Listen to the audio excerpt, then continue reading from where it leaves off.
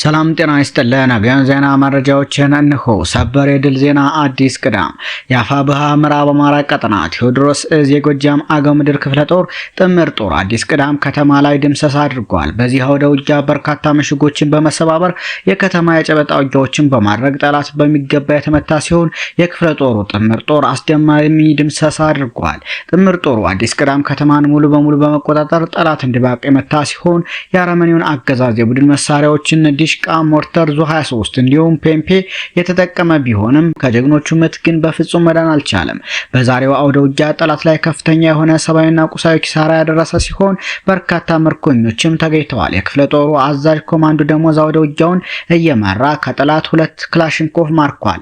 በዚህም 3 ከተሞች በፋኖ እጅ ገብተዋል። በጎጃም አገው ምድር ክፍለ ጦር የሚገኙ ብርጌዶች ማለትም ትሊሊ ዘንገና ብርጌድ፣ ጊዮን ብርጌድ፣ ቀኛዝማች ስሜነ ደስታ እንጂባራ ብርጌድ፣ የቤትወደድ መንገሻ ጀንበሬ ብርጌድ እና የ10 አለቃ ኤፍሬም አጥናፉ ብርጌድ በጥምረት 3 ከተሞችን በጋራ ተቆጣጥረዋል። በዛሬው ዕለት ወንድማማቾቹ ብርጌዶች በጥምረት ችጎሊ፣ ድማማ፣ ማንጉዳ፣ ደለከስ የተሰኙ ከተሞችን በቆንጆዎች ቁጥጥር ስር እንዲገቡም ሆኗል። የአፋብኃ ምዕራብ አማራ ቀጠና ቴዎድሮስ እዝ ጎጃም አገው ምድር ክፍለ ጦር ታምር እየሰራ ነው። በዚህ አውደ ውጊያ 2 ብሬን፣ 1 ስናይፐር፣ ከ80 በላይ ክላሽ፣ ከ120 በላይ የተደመሰሰ፣ ከ50 በላይ ቁስለኛ በማድረግ ታላቅ ጀብድ ፈጽመዋል። ሌላው ጥቅምት 6 ቀን 2018 ዓ.ም በሰብአዊነት ላይ የሸፈተው አገዛዝ መታገል የሰው ልጆች ሁሉ ግዴታ ነው ሲል አፋብኃ ገልጿል። የአማራ ሕዝብ ህልውና ተጋድሎ ዛሬ ካለበት ደረጃ ይደርስ ዘንድ በርካታ መስዋዕትነት ተከፍሎበታል ያለው አፋብኃ አገዛዙ አረመኔነትን፣ አውሬነትንና ዓለም አቀፋዊ አሸባሪነትን ተላብሶ በአካሄደው የዘር ማጥፋት ወንጀል ንጹሃንን በአሰቃቂ ሁኔታ ገድሏል። የሟቾችን አስከሬን በሳት አቃጥሏል። አካላቸውን ቆራርጧል። የሃይማኖት ተቋማትን ምሽግ በማድረግ አራክሷል።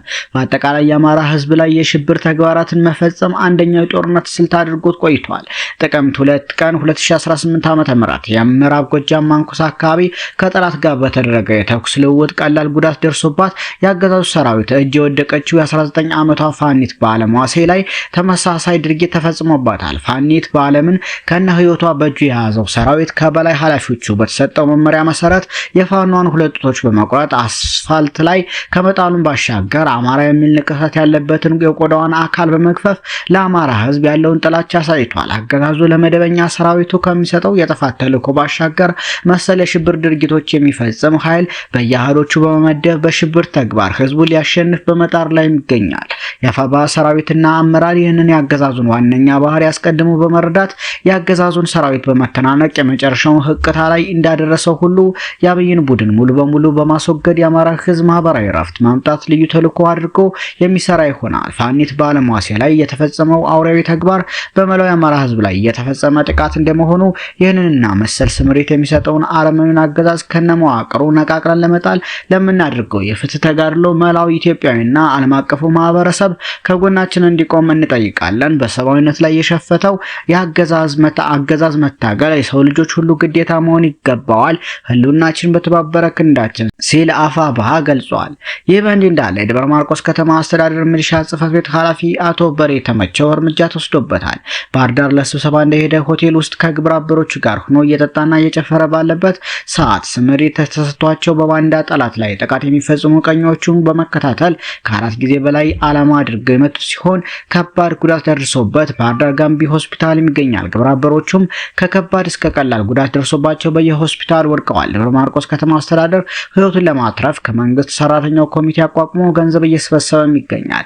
ህዝብን የበደለን አረመኔን ለማዳን በተሰበሰቡ የኮልኮሌ ካቢኔና አመራር ላይ የማያዳግም እርምጃ የምንወስድም ይሆናል። ህዝብን አሰቃይቶ የትም መደበቅና ማምለጥ እንደፈለገም መንቀሳቀስ አይቻልም። በሁሉም ቦታ እኛ አለን። እንደ ጥላችሁ አብረን የትም ቦታ እንገኛለን። ትማራላችሁ ብለን የሰጠናችሁን እድል የማትጠቀሙበት ከሆነ እርምጃ መውሰድ ለኛ በጣም ቀላል ነገር ነው። ስለሆነም በአማራ ህዝብ ላይ የዘር ፍጅት አውጃችሁ በባንዳነት ተሰማርታችሁ ያላችሁ ተራችሁ ሳይደርስ የፋኖን የህልውና ትግል ደግፉ፣ ተቀላቀሉ። ይህ ካልሆነ ወደማይቀረው ለመላክ ከምንጊዜውም በላይ የተሳለ ሰይፍ ነን ሲል የአፋብኃ ህዝብ ግንኙነት ገልጿል።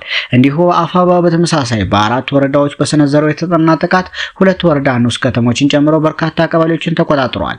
ረፋድ በሞረት ጅሩ ወረዳ ስር በምትገኘው የወረዳዋ ንዑስ ከተማ በሆነችው ታሪካዊቷ ጅሩ ከተማ ቅርብ ርቀት በሚገኙ ቀበሌዎች ላይ በተካሄደ ብርቱ ጦርነት በርካታ የአገዛዙ ዙፋን አስጠባቂ አድማ ብተናና ሚሊሻ በአፋብኃ ደቡብ አማራ ቀጠና አሳምነው እዝ አጼ ዘርዓ ያዕቆብ አንደኛ ኮር 7 ለ7 ክፍለ ጦርና ነጎድጓድ መብረቁ ክፍለ ጦር ተደምስሰዋል። የ7 ለ70 እና ነጎድጓድ መብረቁ ክፍለ ጦሮች በወሰዱት የተቀናጀ ምት በርካታ የግልና የቡድን መሳሪያ መማረክ የቻለ ሲሆን የጆር ከተማንም መቆጣጠር ተችሏል። በሌላ ዜና ጆር ላይ አከርካሪው የተሰበረው የአገዛዙ ሰራዊት ከፍተኛ ጭንቅ ውስጥ በመግባቱ በቀላል መስዋዕትነት ታሪካዊቷን የአንጨቆር ከተማ በፋባ ደቡብ አማራ ቀጠና አሳምነው ዕዝ አጼ ዘርዓ ያዕቆብ አንደኛ ክፍለ ጦር ተቆጣጥረዋል። በሌላ መረጃ ንጋቱን እስከ ረፋድ ድረስ በእንሳሮና መራቤቴ ወረዳ መገናኛ ቦታ ቻይና ካምፕ ሰፍሮ በሚገኝ የአገዛዙ ሰራዊት ካምፕ ላይ በተወሰደ የተጠና ኦፕሬሽን በርካታ ሰብአዊና ቁሳዊ ኪሳራም ደርሷል።